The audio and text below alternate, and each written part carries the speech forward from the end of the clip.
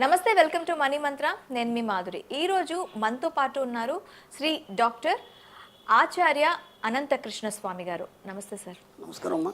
Sir, చాలామంది అంటే ఇప్పుడు మీ వీడియోస్ చూసిన వాళ్ళంతా కూడా కింద కామెంట్స్ పెడుతున్నారు, మీ క్లాసెస్ ఎప్పుడు ఉంటాయని. మనకి క్లాసెస్ ఎప్పుడు అవైలబుల్గా ఉన్నాయి సార్? ఓకేనమ్మా, మనకి 2024 అమ్మా. ఓకే.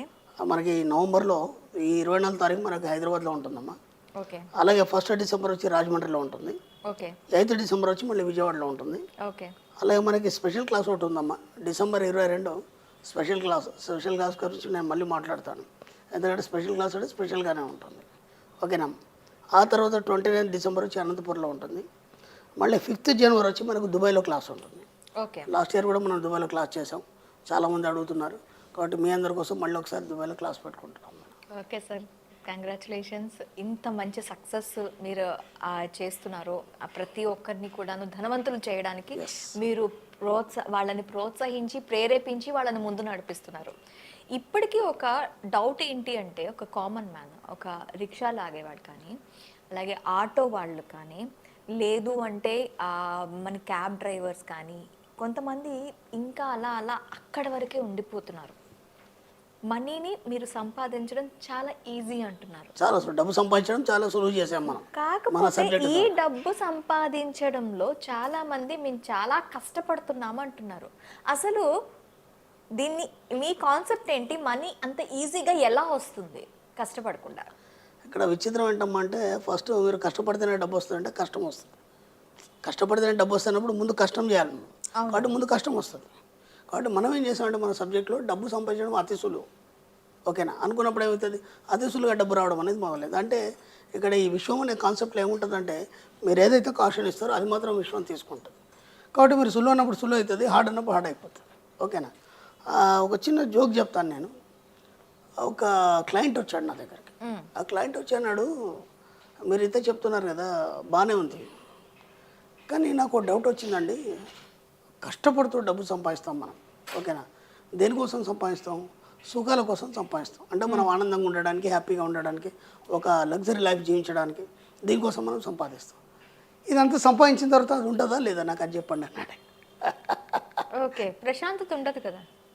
కాదు ఆయన అడిగింది ఏంటంటే, నేను కష్టపడుతూ డబ్బు సంపాదిస్తాను దేనికోసం? ఇవన్నీ సుఖాల కోసం, లేకపోతే ఆనందం కోసం, ఇంకా దేనికోసమో ఒక లగ్జరీ లైఫ్ గడపడానికి నేను సంపాదిస్తాను. అది నేను ఇప్పటివరకు చూడలేదు. నిజంగా అది ఉంటుందా ఉండదు సంపాదించిన తర్వాత? ఆయన క్వశ్చన్ అది. నాకు నవ్వు వచ్చింది. అంటే డబ్బు ఎందుకు మీ దగ్గరికి రావట్లేదు, ఎందుకు కష్టపడితే డబ్బు అనుకుంటున్నారంటే, ఇక్కడ కారణం ఏంటంటే, ఫస్ట్ డబ్బు అంటే మీకు భయం. అర్థమైందా? ఆ డబ్బు భయం ఏదైతుందో అది మీ దగ్గరికి రావట్లేదు. ఓకేనా. ఇప్పుడు దేవుడు అంతా మనకు భక్తి ఉంది, భయం ఉంది, ఉందా లేదా? మనం ఏ తప్పు చేయడానికైనా భయపడతాం, ఎందుకంటే దాన్ని పాప భీతి అంటాం మనం. అర్థమైందా? ఏదో ఒకటి పట్టి మనం పీడిస్తుంది కాబట్టి దేవుడి పట్ల మనం చాలా జాగ్రత్త, కేర్గా ఉంటాం. మనం ఆ గౌరవంగా, భక్తి, వినయంగా ఉంటాం. అలాగే దయ్యం అంటే కూడా భయమే మనకి. అర్థమైందా? ఏనాడు దాన్ని చూడలేదు, ఏనాడు దేవుని చూడలేదు. మనం చూసారా మీరు ఎప్పుడన్నా? అలాంటిది ఏం లేదు కదా. కాబట్టి అవి రెండు చూడలేదు, కానీ ఉన్నాయని ఒక భయం మనకి. అర్థమైందా? భయం, నమ్మకం కూడా. అలాగే డబ్బు కూడా అంతే అన్నమాట. డబ్బు అంటేనే భయం అసలు ఫస్ట్. ఇప్పుడు చాలామందికి ఏం ఆలోచనలు ఉంటాయంటే, అంతే డబ్బు ఏం చేసుకుంటాం మనం. ఓకేనా. ఫస్ట్. రెండోది ఏంటంటే, మనకు 20-30 వేలు ఏమో శాలరీ ఉంటుంది. ఆ శాలరీతోనే బతికేయాలి నెలంతా. అవసరమైతే అప్పులు చేస్తాం. అర్థమైందా?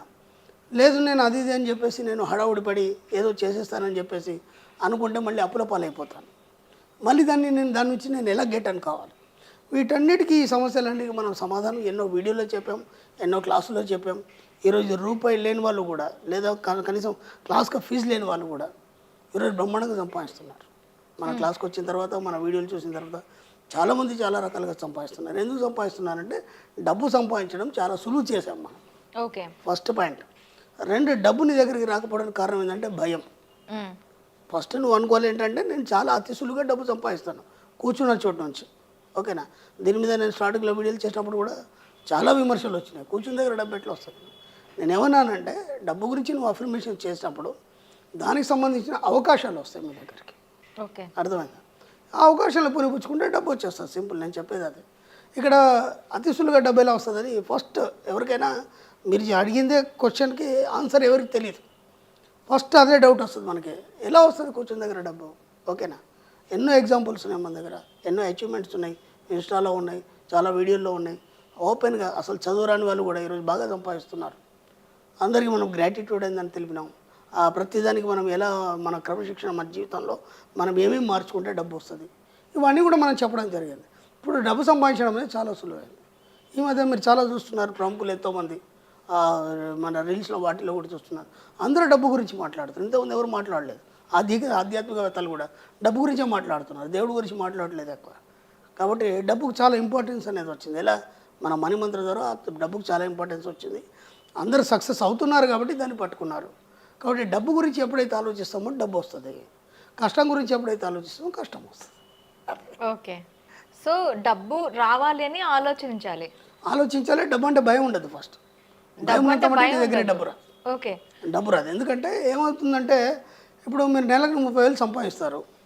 ఎవరో ఒక వ్యక్తి ఉన్నాడు, ఎవరైనా నెలకు 30,000 40,000 సంపాదిస్తాడు, 50,000 సంపాదిస్తాడు. ఓకేనా, ఉన్న బలంగా ఒక 5 లక్షలు వచ్చాయి అనుకో, ఏం చేయాలో అర్థం కాదు, కన్ఫ్యూజ్లో ఉంటాడు.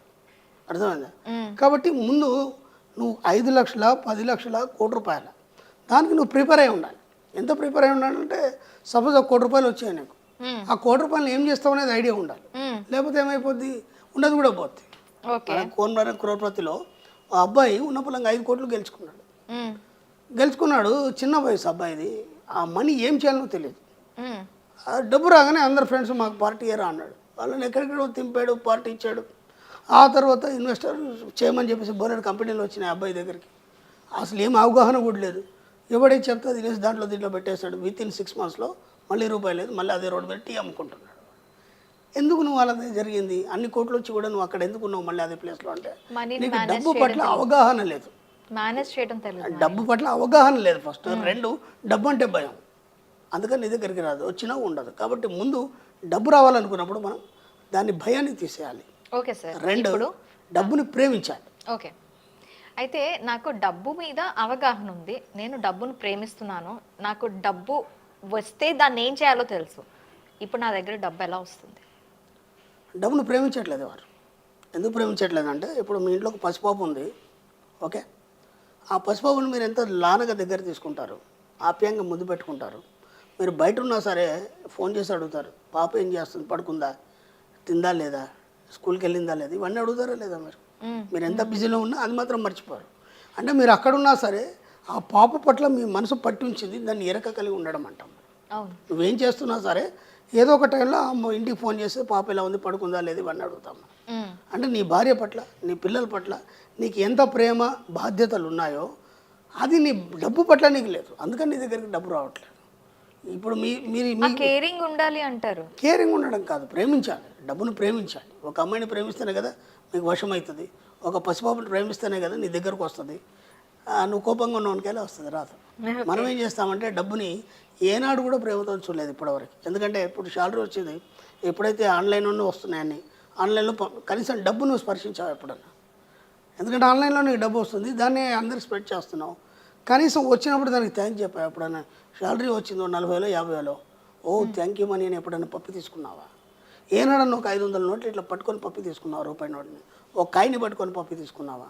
సుతారంగా దాన్ని ఎప్పుడన్నా నిమ్మరావా? దాని స్మెల్ చూసావా? అదే నీ పాప దగ్గర ఎంత మంచి స్మెల్ వస్తుంది. ఓ పసిపాప ఉంది, ఆ పాల వాసన ఎంత బాగా వస్తుంది, దాన్ని ఎంత బాగా ఆస్వాదించేలా బుగ్గకు పెట్టుకొని. అలా డబ్బు నేనాడు చూసాను, అందుకని నీ దగ్గర రాదు. అంటే నువ్వు దాన్ని ప్రేమించలేడు డబ్బుని.